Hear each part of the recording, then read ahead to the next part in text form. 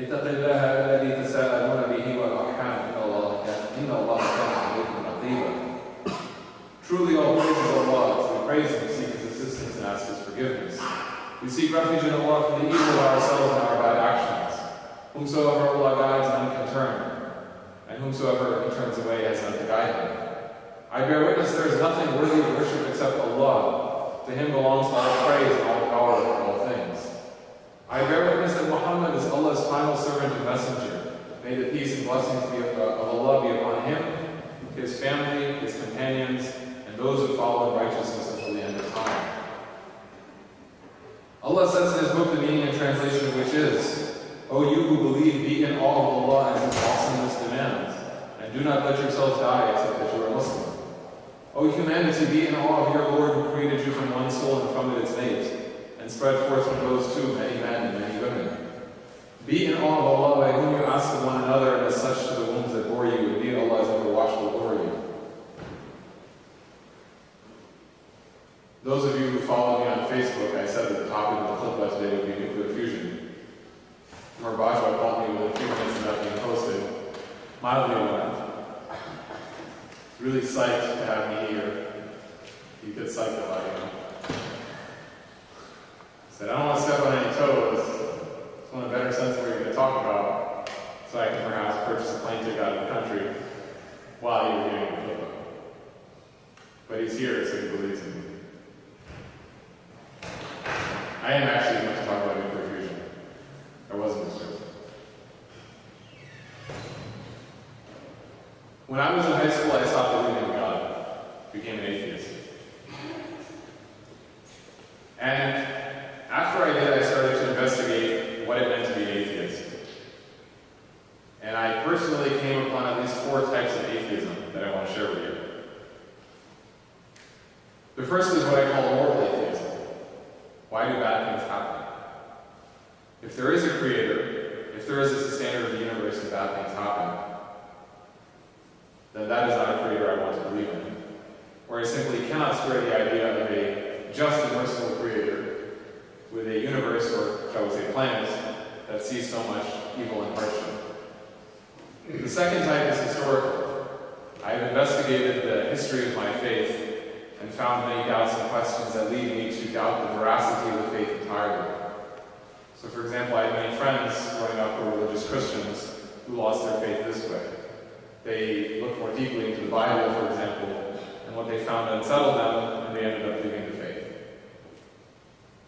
The third type is scientific atheism, as I call it. People who looked at Darwin or Freud, maybe Richard Dawkins. Doesn't really belong there, but let's put it in there anyway. And they said, well, this is a sufficient explanation of the universe. For me, I don't need to believe in anything supernatural to understand why I exist or how I should live. So I call that scientific atheism, just for lack of a better term. The fourth type is my own, is what I call existential atheism, and I can call it whatever I want because it was mine. For me, that was born out of frustration. We have this concept in Islam called ilm, knowledge of certainty.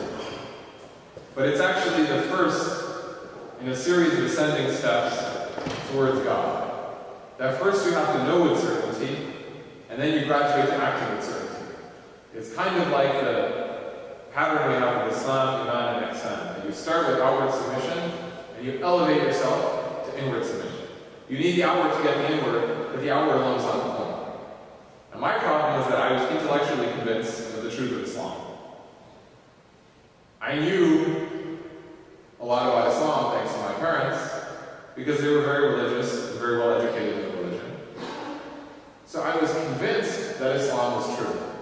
It made sense rationally, intellectually, historically, conceptually, cognitively to me. But I couldn't do anything. Getting myself to a prayer I would down on and praying was like the hardest thing in the world. You know, there's this part of Malcolm X's autobiography, and it's also in the movie, where he says it's so hard for him to get down on his knees to pray. And it was only later that I understood a little bit of what he was saying. I'm not comparing myself to Malcolm X. I'm just saying I understood what he was saying. I could not get myself to do anything Islam asked of me. So I had a problem. If you believe this is true, and if you believe not doing it will take you to hellfire, then you're going to hell. So I was convinced that I was going to hell. That kind of stinks, right? Because it's not really nice to imagine living your life and then being on fire for a much longer period of time. Someone once asked me, what's your favorite thing about Islam? And I thought to myself, it's the idea of heaven. And you can be in God's company with the saints, the scholars, the martyrs. The idea of living forever is kind of nice. In a garden with a nice house, that's also nice. And he said, what's the worst thing? The hardest thing for you? And I said, hell. Right? Because if you believe that there's eternal reward, what about the punishment? So I decided that I didn't want to believe in God. It wasn't a conceptual disbelief. It wasn't like me saying, okay, there's no God, it doesn't make sense to me. It was when it makes too much sense to me. It just doesn't make sense to me experientially. I don't embody it. I can't get myself to pray. I can't get myself to fast. If Islam came down to avoiding pork, I would have been shaheed. Right? Because I had that down. Right? Pork never tempted me. I was like, if there was a gate of heaven for people who didn't eat pork, that would be my gate. I would like be there first. Maybe. I don't know. It's not that uncommon of an achievement. Some of you are looking at me like, what is happening right now? I'm looking at myself the same way. So, I started all over again. I said to myself, I have to work all the way to the beginning, and then walk myself back. And it doesn't have to be Islam. I kept the door open. Maybe I will stay atheist. Maybe I will become a Christian. I actually seriously studied Zoroastrianism. I looked at all kinds of different religions. And maybe we'll talk about this later. I know there's a chaplain's chat or something like this coming up, and there's no way I can do it full justice. But something about Islam, and I'll explain it later, compelled me enough to stick around. And it's really important that everyone finds out what that is, because it's not something that you think other people want you to believe. It's something that you yourself believe, because that is the thing that you can hold on to when everything else is gone. Because there's a point in all of our lives, whether it's happening, or will happen, when all the supports we have relied on are kicked out from under our feet. And everything we assumed took care of us is no longer there. And that is when you know whether or not you really trust in God. Because it's easy when everything is working out, or even some things are working out. It's hard, however, when nothing is working out. And for me, conceptually, spiritually, religiously, nothing was working out, but I found that one thing. And that one thing was enough to make me stick around, so I stuck around, and I forced myself to go back to the beginning. And I said to myself, if I am going to be a Muslim, Islam has to answer for me these four types of atheism. The historical type, the moral type, the scientific type, and the existential type. All four of these must be addressed for my heart to be at ease. And some people, when I told this to them, they said, we don't understand why you would want that. But we have stories in our tradition of prophets who ask God of things, or for things, that they don't need, but they want, to make themselves fully certain. And this is something I wanted. So I studied Arabic. I told myself that there's no way I was going to get Islam unless I understood the language of Islam. So I spent probably longer than I should have studying Arabic. And I got to a point where I could actually read the Quran and make sense of enough of it that it actually spoke to me organically. It moved me as a text without me having to memorize the meanings. And I remember when that happened, that was when I fell in love with the Quran.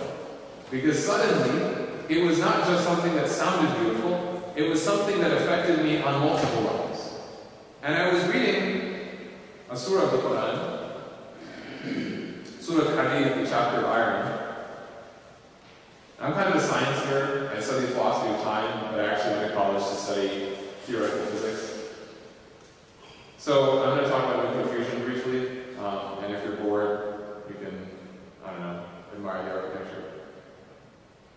So stars are powered by fusion, right? There's gravity, and when sufficient mass comes together, it starts to coalesce, and it starts to push in on itself.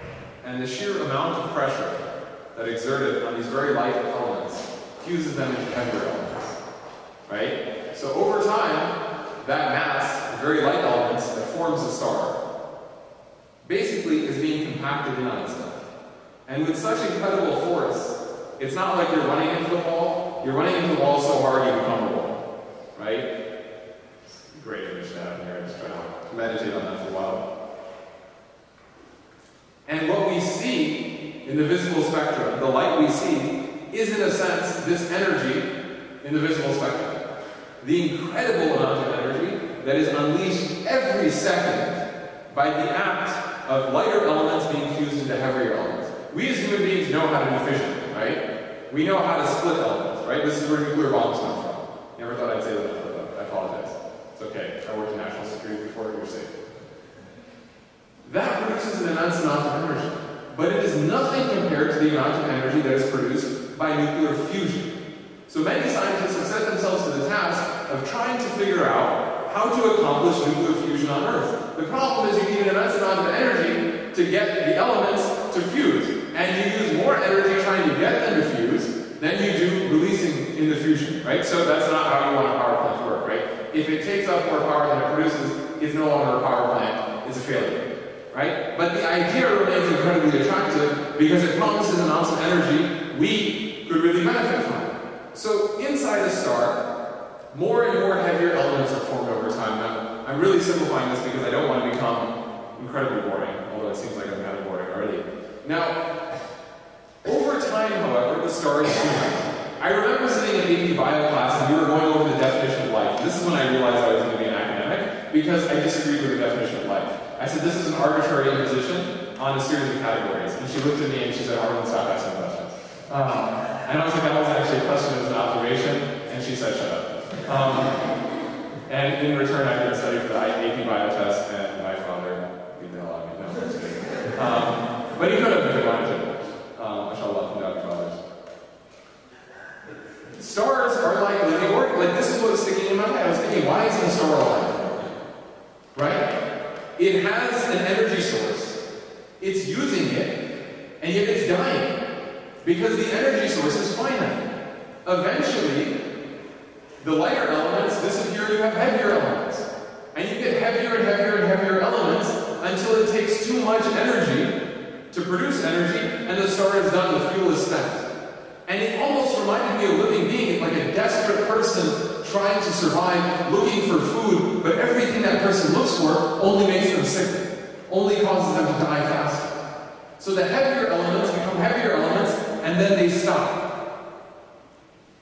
Now, iron, the element, which is sort of hadid with iron, is the element with the highest binding energy per nucleon, which means it is the most stable element, which means it is the hardest element to fuse, right, for a star. Because once the star gets to the point where it is fusing and creating iron, it does not have enough fuel, enough energy, enough mass to get beyond that. It stops at iron. That makes sense? So you've got iron and you've got a problem. Now, stars that are kind of small, they basically like whimper out and die, and it's really sad, but like nobody cares, they become white dwarfs or brown dwarfs. They're just like these sad little stars, at least in the Star Trek episodes, when the ship flies by them. I said I'm a science nerd. Don't judge me, you're all nerds too. That's why you're here. Stars that are of reasonably large size, they go supernova, they explode. Right? That's what's going to happen to our sun. And stars that are sufficiently large mass, the explosion is so catastrophic that they basically implode on themselves, they cause a rupture in the fabric of space-time, they rip through space-time, and they disappear from the universe that we know. They become black holes. So nothing, not even light, once it reaches the event horizon, once it reaches basically the boundary of that black hole's gravitational field, can escape. So if you shine a flashlight into it, the light disappears down here. Of course, you'd be dead at that point too, but it would be an interesting thing to do right at the end of your life. The elements that we are made of include the heavier elements. The heavier elements that we are made of, that are necessary for life, do not come from the planet Earth. They come from stars, and specifically, stars that explode. From comets, from the universe out there. And I was sitting reading the Quran, and I came across this very short passage. We sent down iron. Anzala. Nazala, form for anzala, to send down, to cause to descend. We use the same word for the Quran. It was made to descend. One of the reasons I love Arabic is that in modern Arabic, roots are still formed from Quranic origins. So if something is on sale, they say tanzilat, literally that which has been reduced, right? Lowered. It's the same root. Anzalna, we sent down iron. That what you are made of, as human beings, the heavier elements that are necessary for you to exist in a biological sense, in a causal sense, came from out there. And there's no way anyone would have known that until they studied the process of nuclear fusion. So life here begins there. And it was just a short passage in the Quran. But I remember reading it, closing the Quran, and sitting there staring at the wall for like an hour. It blew me away. All I had to do was pick a few words from a chapter of the Quran, and years worth of studying came together. And that answered for me, along with other elements of the Quran, one of the four forms of atheism, the scientific kind. But it also spoke to me to a deeper question, which is what I want to address in the second part of the book. And that is, what is a religion? What does it mean to believe? If we talk about atheism, we need a theism to juxtapose it against. And that is something that I think we as Muslims have not done a good enough job at. أقول ما تسمعون أستغفر الله لي ولكم ولسائر المسلمين من كل ذنب فاستغفروه إنه هو الغفور الرحيم. I say what you hear. I ask forgiveness for myself, for you, and for all those who believe. Seek forgiveness from Allah, for He loves to forgive and forgives most often.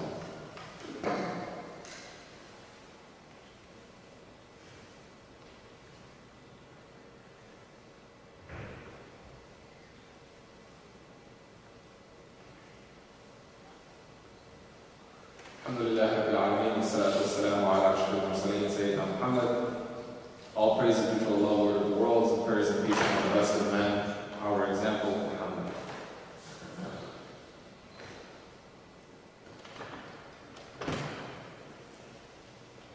There's a South Asian philosopher who I study.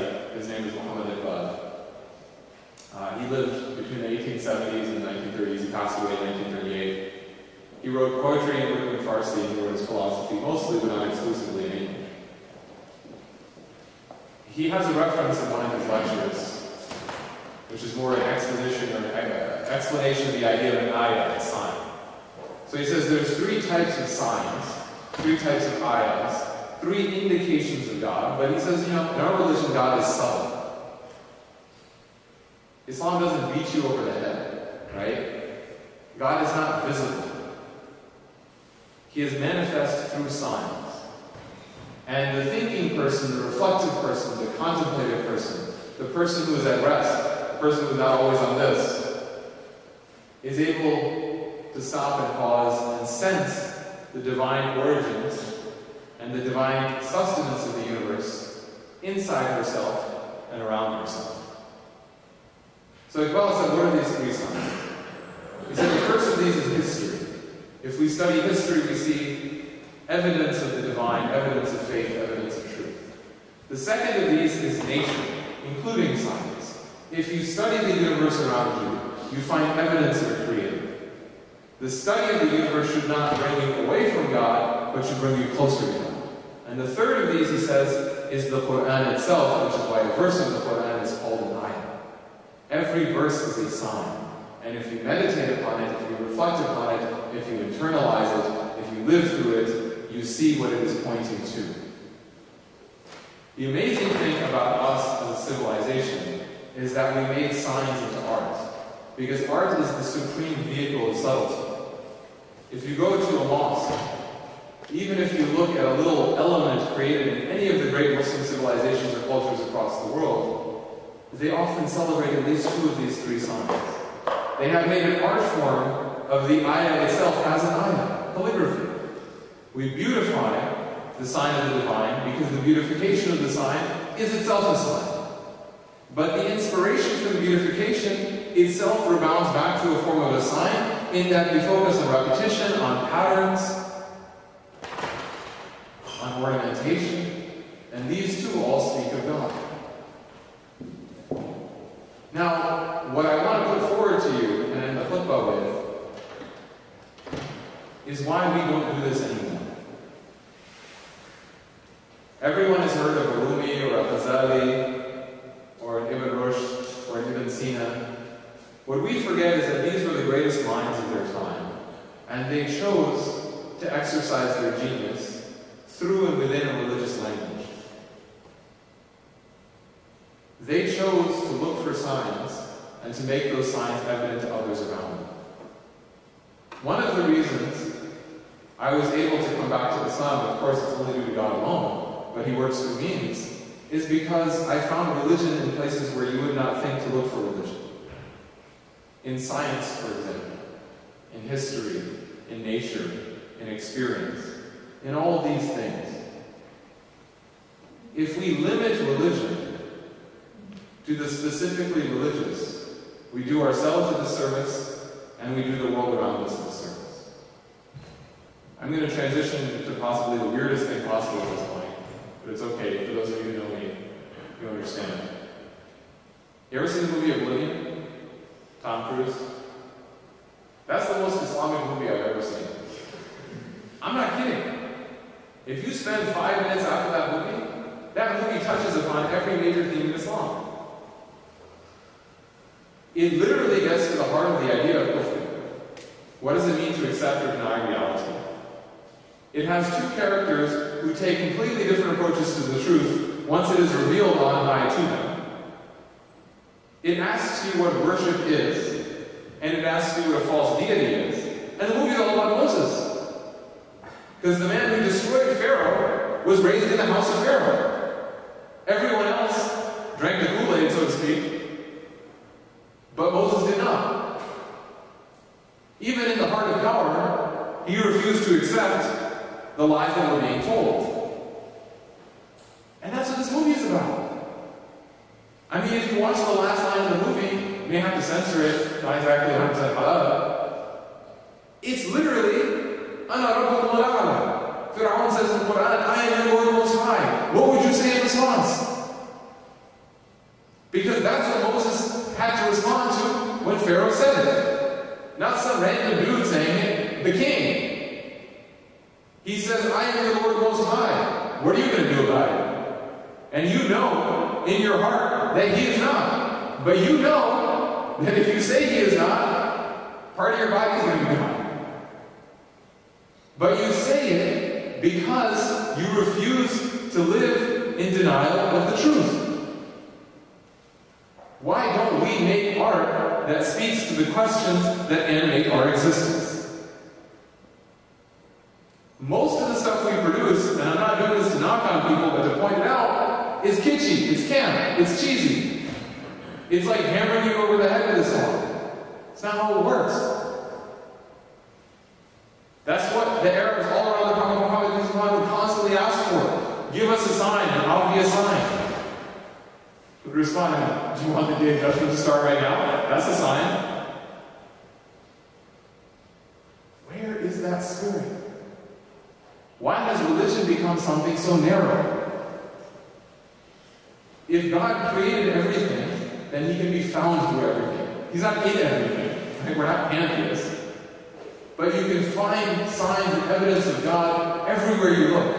And if you deny people that confidence, you deny them a road back. And the challenge for your generation, and I guess my generation too, and I want to close with it, is this. Religion doesn't matter.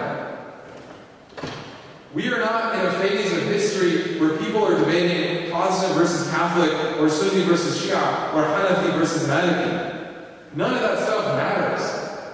You know why? Because most people do not even get the point of orienting your life around something transcendent. That's the challenge. To find the transcendence, to show the transcendence, and to explain the beauty and the strength and the humility and the dignity and the peace that comes through that and that alone. إن الله وملائكته يصلون على النبي يا أيها الذين آمنوا صلوا عليه وسلموا تسليما. Allah and His angels send blessings upon the Prophet. O you who believe, send blessings upon him and salute him with respect. Ya Allah, we ask you to forgive our sins. Ya Allah, we ask you to forgive those of us who are present and those who are absent, those of us who are living and those who have passed on. Ya Allah, we ask you to forgive our errors. Ya Allah, we ask you to bless our efforts, to purify our intentions, and to shower us with your love, your mercy, your forgiveness. Do not treat us as we deserve, but treat us out of your compassion. Ya Allah, strengthen our hearts, unify them together, increase our faith, and protect us, our communities, and our initiatives from harm. Ya Allah, grant us non-conformity without immaturity, the courage to stand up against whosoever and whatsoever is wrong, if even against ourselves. Ya Allah, aid those who suffer. Give shade and dignity and comfort to those who are oppressed. Break down those who do goodness, and shake the ground under the feet of those who tyrannize. Ya Allah, we ask you to aid those who suffer. To those who are suffering here and abroad, whether they may be here in Palestine, or in Syria, or in Kashmir, or in Somalia, or in Myanmar, or here in our backyards. Ya Allah, open our hearts to you. Ya Allah, forgive us everything we have done wrong. Ya Allah, give us firmness on this path, and let us build forward in this path, and let us not be turned astray, and let us not be turned away from your compassion and your mercy and your forgiveness. إن الله يأمر بالعدل والإحسان وإيتاء ذي القربى وينهى عن الفحشاء والمنكر والبغي يعظكم لعلكم تذكرون. Allah commands justice, doing good, and giving to kith and kin. He forbids all indecency, evil, and rebellion. He instructs you, He teaches you, He warns you, that you might receive warning. Aqimus salat, stand for the prayer.